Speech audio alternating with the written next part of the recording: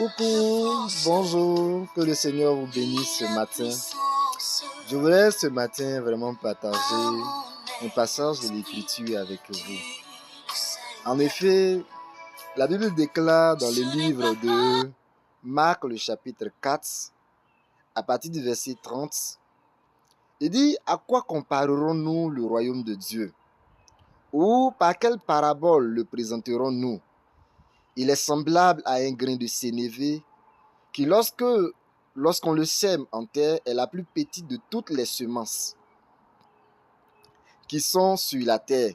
Mais lorsqu'il a été sémé, il monte, devient plus grand que tous les légumes et pousse de grandes branches, en sorte que les oiseaux du ciel peuvent habiter sous son ombre.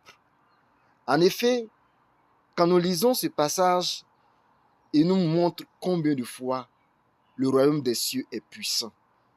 Comment d'une petite sémence, il peut faire jaillir ou il peut faire germer un arbre dans lequel les oiseaux viennent vraiment s'abriter. Parce que dans cette semence-là qui serait petite, qui ne serait pas semblable à une graine d'haricot ou d'autres semences qui seraient encore plus grandes, le Seigneur a mis le potentiel.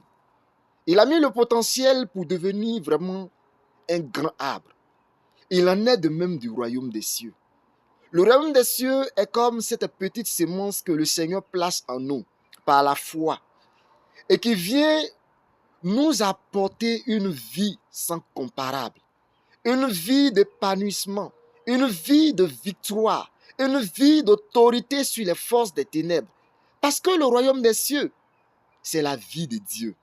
Et dans cette vie de Dieu, il dit, il nous a donné le pouvoir de marcher sur les serpents et les scorpions et sur toute la puissance de l'ennemi, et rien ne pourra nous nuire. Par ce royaume des cieux, Paul a été piqué par un serpent. Et la Bible déclare qu'à cause de ce que le royaume des cieux existait en Paul, la mort ne l'a pas atteint. Ainsi en est-il du royaume des cieux. Il est comme une source d'eau vive qui coule et qui détruit toute semence de mort. Il est comme une source d'eau vive qui coule et qui fait reverdir tous les champs, toutes les terres qui étaient devenues arides. Il en est ainsi du royaume des cieux. Que le Seigneur te bénisse et que le royaume des cieux, semblable à cette graine de moutarde, à cette graine de sénévé, puisse produire la vie en toi, au nom de Jésus-Christ. Amen.